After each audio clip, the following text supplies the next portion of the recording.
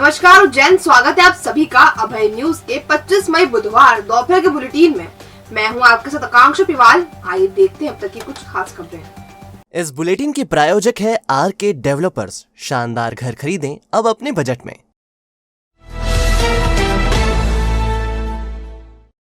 नगरीय निकाय चुनाव में वार्डों में ओबीसी आरक्षण की प्रक्रिया बुधवार को की गई। कांग्रेस नेताओं ने प्रक्रिया के दौरान आपत्ति ली। हालांकि ओबीसी आरक्षण फिर से होने से कांग्रेस के कार्यकारी अध्यक्ष रवि राय को फायदा हो गया। उनका वार्ड नंबर 18 फिर से ओबीसी पुरुष हो गया है। नए आरक्षण के मुताबिक वार्ड नंबर 19, 22, 25, 30, 31, 32, 36, 44, 47, 48, 50, 51 और 52 सामान्य महिला के लिए आरक्षित हो गए हैं। इसमें वार्ड नंबर 52 कांग्रेस के दिग्गज नेता राजेंद्र वशिष्ठ का है। अब उन्हें कोई दूसरा वार्ड तलाशना होगा। इसी तरह वार्ड नंबर 4, 11, 14, 15, 26, 27, 42 और 49 ओबीसी महिलाओं के लिए आरक्षित किए गए हैं। ओबीसी पुरुष के लिए वार्ड नंबर 2, 3, 16, 18, 24, 28 और 46 रहेंगे। इसी तरह सामान्य पुरुष के लिए वार्ड नंबर 5, 6, 7, 9, 10, 12, 13, 21, 23, 29, 34, 35 एवं 38 रहेंगे। ताजा आरक्षण के बाद कुछ नेताओं की किस्मत फिर से चमक गई है तो कुछ की किस्मत पर अब पानी फिर गया है। बहरहाल नगरीय निकाय चुनावों को लेकर दावेदारों ने मैदान संभाल लिया है। अपने अपने क्षेत्रों में उन्होंने प्रचार प्रसार भी शुरू कर दिया है। एसडीएम जगदीश मेहरा ने बताया कि वार्ड आरक्षण की प्रक्रिया पूरी हो गई है। इसमें गाइडलाइन के अनुसार आरक्षण किया गया है। सुप्रीम कोर्ट और राज्य पिछड़ा आयोग के संदर्भ में जो आरक्षण की कार्रवाई अभी की जा रही है उसमें नगर निगम उज्जैन के लिए जो 54 वार्ड हैं, 54 वार्ड्स हैं, उसका अभी आरक्षण किया गया है और पूरी प्रक्रिया पारदर्शी रखते हुए शांतिपूर्ण तरीके से करा दी गई है, जिसकी डिटेल मैं आपको थोड़ी देर बाद दिखाऊंगा और जो है शांतिपूर्वक सारी चीज़ें क्लियर होंगी। हाँ, इसमें जैसा कि निर्देश हैं कि ओबीसी वर्ग को 35% से ज़्यादा नहीं दिया जाना है और कुल मिला के जो टोटल आरक्षण है वो 50% से ज़्यादा नहीं होना था। तो उस गाइडलाइन का सारा पालन करते हुए सारी कार्रवाई की गई है। भैरवगढ़ से उज्जैन की तरफ आ रहे बाइक सवार 3 युवकों को सुरासा नाले के पास कंटेनर ने टक्कर मार दी। हादसे में 2 युवकों की मौके पर ही मौत हो गई, जबकि एक गंभीर रूप से घायल है। हादसे के बाद ड्राइवर कंटेनर को छोड़कर फरार हो गया। पुलिस ने पीएम के बाद शव परिजनों को सौंप दिए हैं।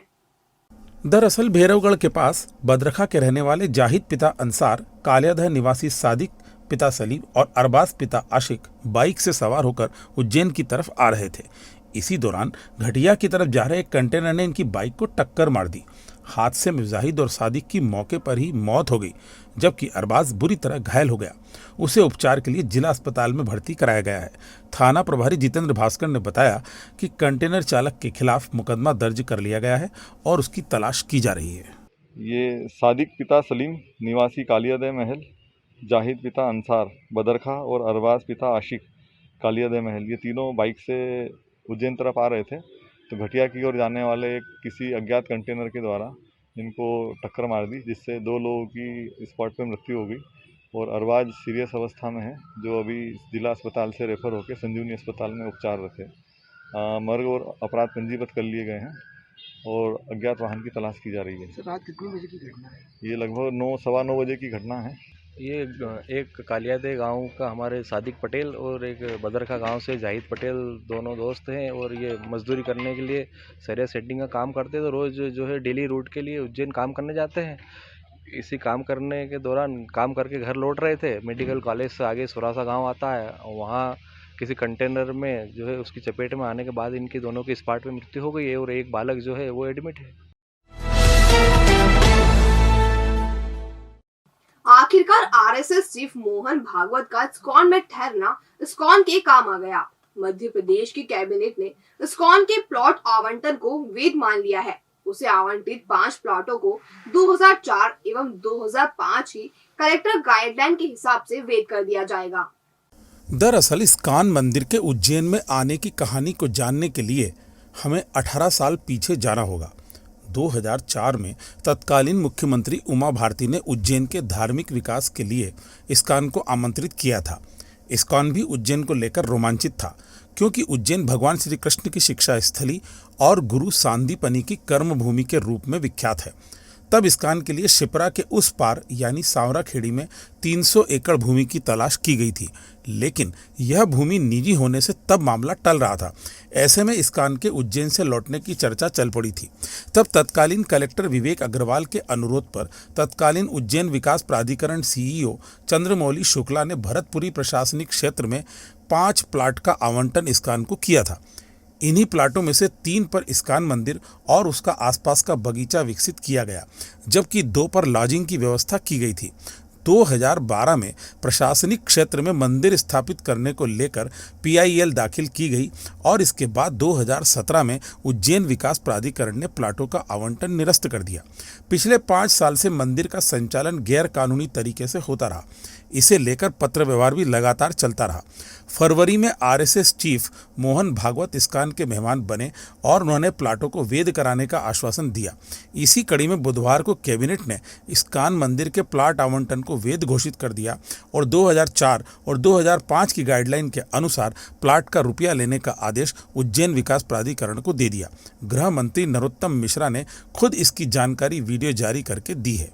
जो हमारे उज्जैन के अंदर इस्कॉन का मंदिर था, उनका लंबे समय से विषय चला आ रहा था। हाईकोर्ट के निर्णय के बाद में अब कैबिनेट ने तय किया है कि उस समय की जो तत्कालीन गाइडलाइन थी 2004-5 की, उसके आधार पर यह इस्कॉन के उनको यह भूमि प्रदान की जाएगी।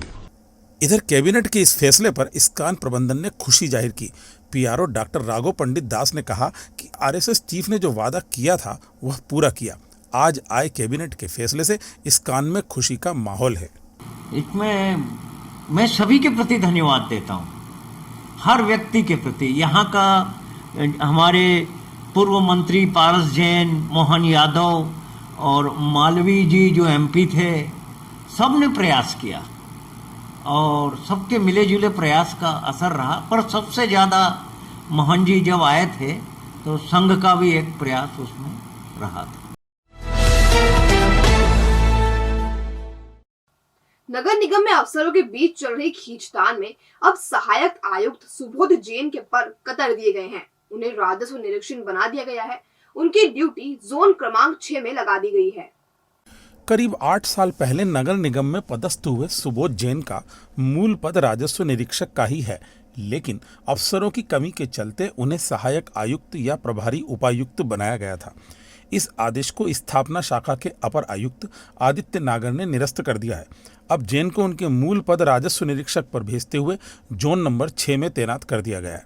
निगम सूत्रों के मुताबिक जैन को अपर आयुक्त मनोज पाठक का खास आदमी माना जाता है। नगर निगम में चल रहे शीत युद्ध के चलते जैन का कद घटाया गया है। पहले उनसे अन्य कर और राजस्व वसूली के काम वापस लिए गए और अब उन्हें उनके मूल पद पर वापस भेज दिया गया है।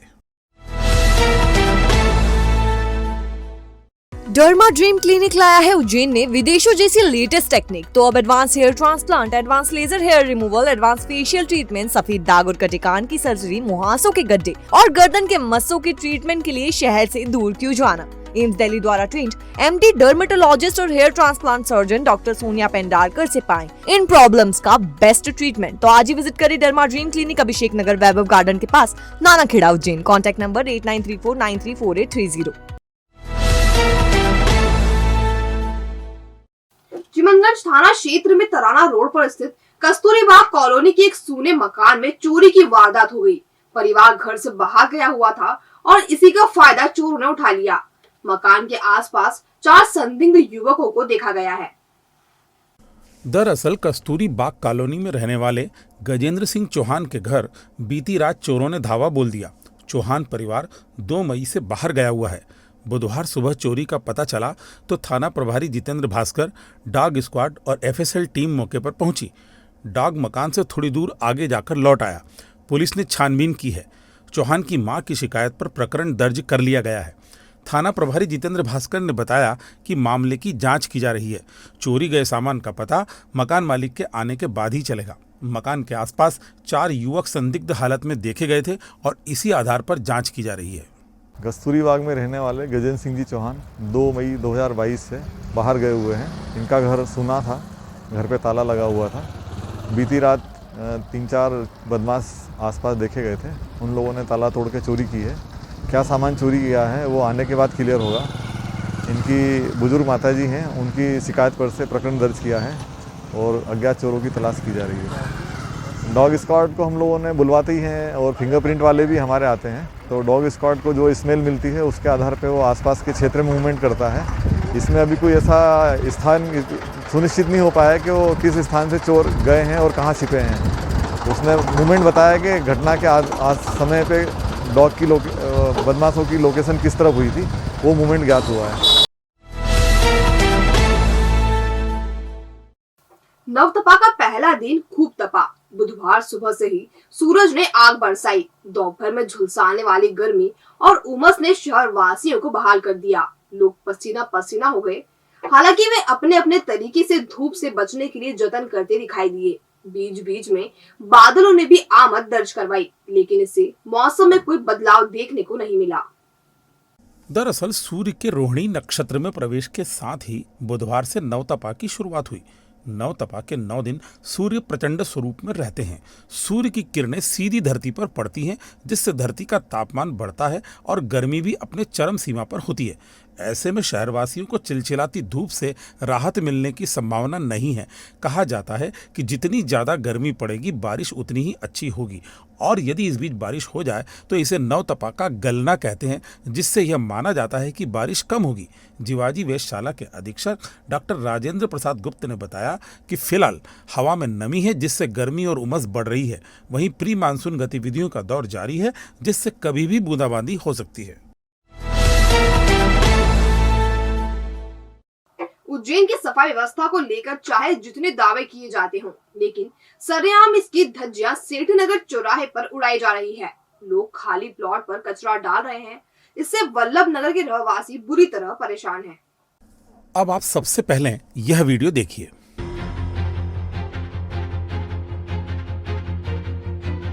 यह वीडियो वल्लभ नगर के रहवासी कृष्णा बड़गोतिया ने हमें भेजा है। उनका कहना है कि प्लाट के स्वामित्व का विवाद कोर्ट में चल रहा है। इस कारण इस पर निर्माण नहीं हो रहा है। इस खाली प्लाट को लोगों ने कूड़ा घर बना दिया। वह अपने घरों का कचरा प्लाट पर डाल रहे हैं और इस वजह से प्लाट के आसपास रहने वालों का जीना दुभर हो गया है। हद तो यह है कि ये प्लाट सेठीनगर चौराहे के बिल्कुल पास है और इस पर ही खुलेआम गंदगी, मरे हुए जानवर, कूड़ा, कचरा, गंदगी लोग फेंक जाते हैं। इससे बदबू और स्वास्थ्य संबंधी प्रॉब्लम हो रही है। इस वक्त नगर निगम स्वच्छता अभियान चला रहा है, लेकिन वल्लभ नगर में सफाई नहीं हो रही है। लोगों ने प्लाट पर कचरा फेंकने से रोकने की मांग की है। नगर निगम से प्लाट की सफाई करने की भी मांग की गई है। राजनीति में तार्किकता एवं प्रामाणिकता होना जरूरी है। ये बात सुमन मानवी की भवन स्थित राजनीतिक विज्ञान, लोक प्रशासन एवं मानवाधिकार अध्ययन शाला में राजनीति विश्लेषक आकाश परमार ने कही है। वह विक्रम विश्वविद्यालय उज्जैन में चुनाव प्रबंधन एवं व्यवहारिक राजनीति पर आयोजित विशेष सेमिनार को मुख्य वक्ता के तौर पर संबोधित कर रहे थे। परमार ने कहा, राजनीति में कुछ भी निश्चित नहीं होता। चयन, टीम, जिम्मेदारी, मुद्दे चयन टीम के साथ करना चाहिए। राजनीति विज्ञान के छात्र छात्राओं को राजनीति में आने तथा व्यवहारिक राजनीति अपनाने पर जोर दिया गया। राजनीति के अनसुने पहलू पर आयोजित सेमिनार की अध्यक्षता विभागाध्यक्ष डॉक्टर दीपिका गुप्ता ने की। तो आपने देखा अभय न्यूज का आज का बुलेटिन। अगर खबरों को लेकर आपके पास कोई फीडबैक हो तो हम तक जरूर पहुंचाएं। कल फिर मिलेंगे नए बुलेटिन के साथ। नमस्कार।